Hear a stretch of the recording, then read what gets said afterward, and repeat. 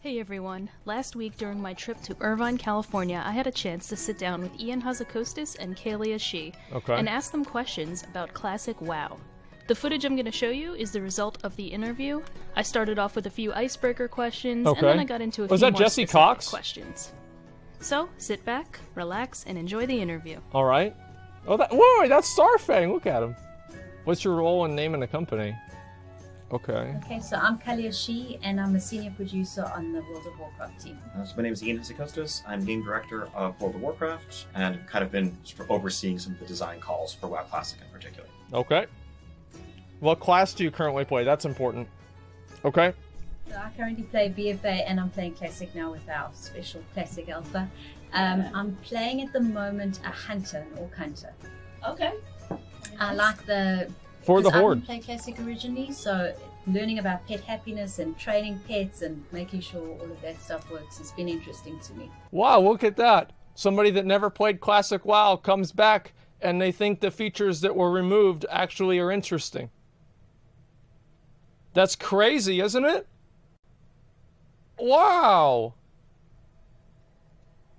So I've been playing the same Orc Shaman that I made in November 2004 since then. So it's been quite a journey. Obviously, various alts along the way. I've dabbled in both factions, but I think for Classic, we'll probably be recreating pretty much that same character. Classic Dungeon. They better say BRD. I don't have a favorite. I can't pick a favorite. Okay. What would you say? BRD. Okay, so Skolemons. It's also possible. So raids. So dungeons. I'm going to say Stratholme. Both the live side, dead side split. Okay. The sheer challenge. That's fine. And massive. I'm not mad. Thing. Also the callback to Warcraft 3 when you saw it. You saw it being culled. Some little references to pieces of the city that you saw there. But I mean, I remember early on, people would refuse to go in with fewer than 10 to what was theoretically a 5-player dungeon because it seemed so daunting. Yeah, of course. That was like an awesome the audio is bad concept on the interview. On the raid I turned it up a tiny bit. Again, I'm going to cheat and pick two things. In terms of experience and memories, Molten Core. My first Ragnaros kill, no matter how many raid bosses I've killed since then, nothing was quite that impactful in terms of the holy crap, I can't believe we just did this. Like, my guild... Dude, I cannot wait to kill Ragnaros on Classic, and man. We're a real raid guild now, I guess. And then in terms of sort of the quality of the experience, Naxxramas. I think that was, kind of the beginning, I would say, of modern raiding in WoW in a lot of ways. The fact the mechanics from that raid still held up in Wrath of the Lich King. A few years later is a testament to how ahead of its time it was. Yeah. Favorite in-game music track? Okay. I just really enjoy it all. I find that it just inspires me. It brings back so much nostalgia, even though I didn't play Classic originally. Like, I've always heard similar themes. Okay, she likes all of them. I don't have a favorite. It's hard to pick. It's hard, yeah. Okay. I'm going to say the relatively intense Shadowfang Keep music that was reused in Molten Core as you're going towards Magmadar for the first time. Look at this! Look how fucking specific that was. She's like, yeah, I don't really know. And like, Ian's like, yo, so like there was this music that was used in this old dungeon, and then they put it in Molten Core. Like, that was the best, right? Okay. It's like, alright, something intense is going down right now. The runner-up would be Ashenvale. Oh, And Ashenvale. the first time, and just old school, soothing, peaceful, tranquil notes. It was so utterly different from anything you'd seen before as an explorer. That's good.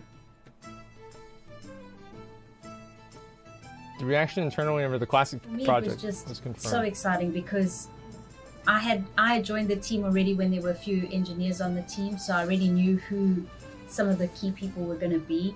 And for me, that was a project manager's dream, to get to work with these iconic people who had both the technical acumen and the absolute passion to recreate this enormous project.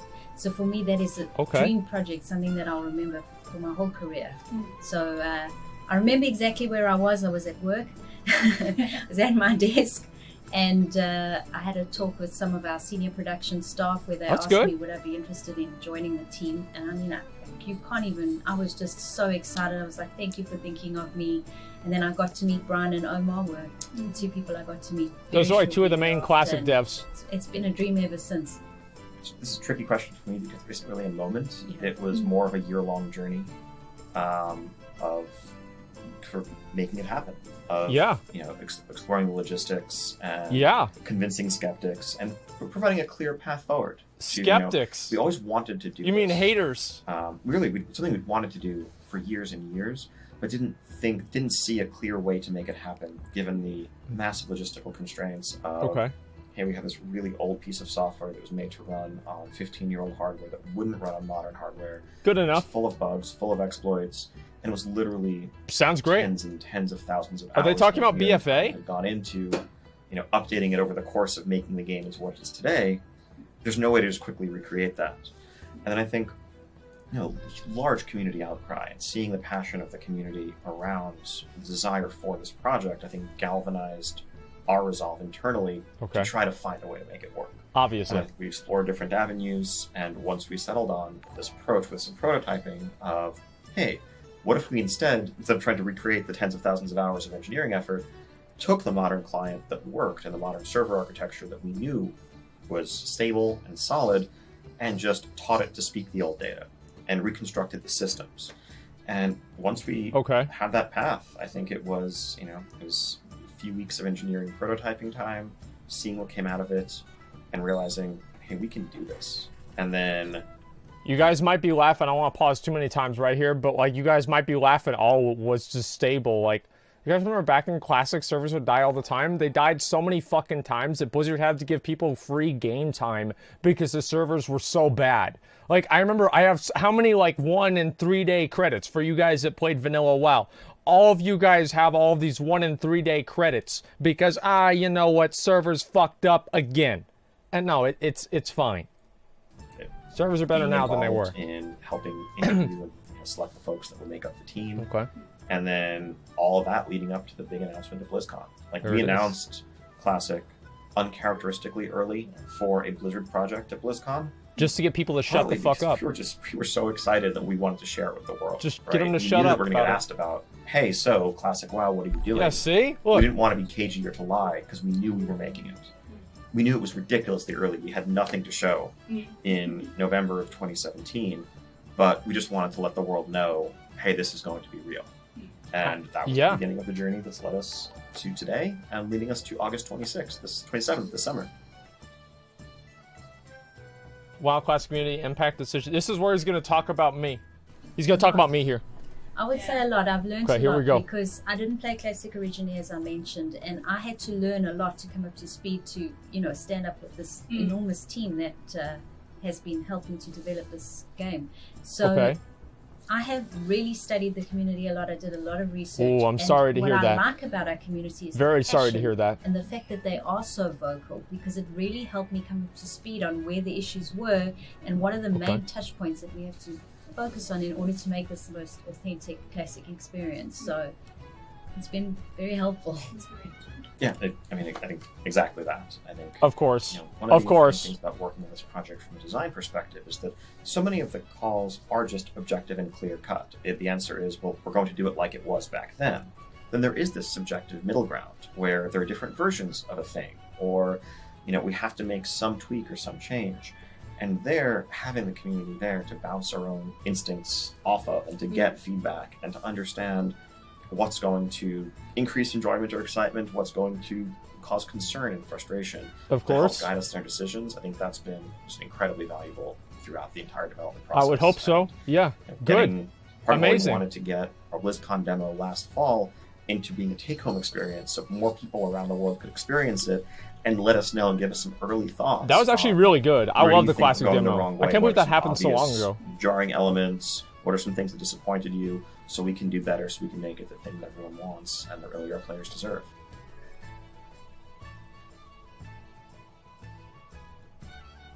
Have you gotten good feedback from the internal employees? Okay, well, I'd hope so. Excited about it, which is so encouraging for me to see, even in the in our Blizzard Entertainment.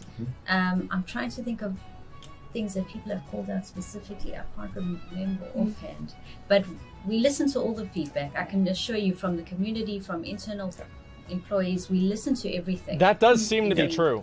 Real talk, that seems to be true.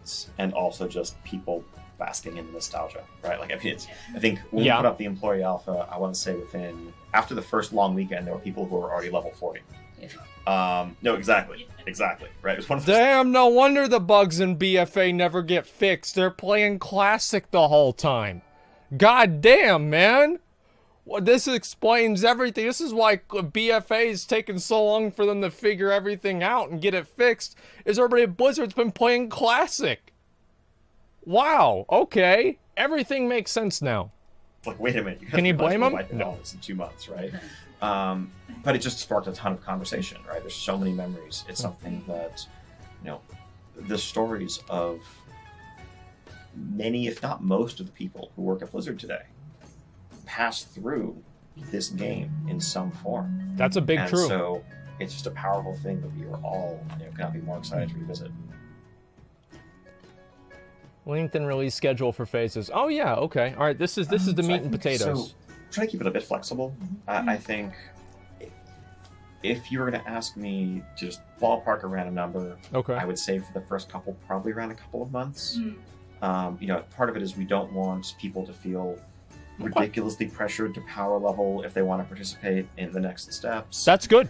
But it's something where we also don't want That's to a rigid schedule ahead of time, because we want to remain flexible, looking at how the community is advancing. And if people aren't, people are still working their way through Blackwing Lair and Zul'Gurub, and only a handful of guilds feel like, okay, they've defeated Nefarian, and even then they still have tons and tons of gear that they want.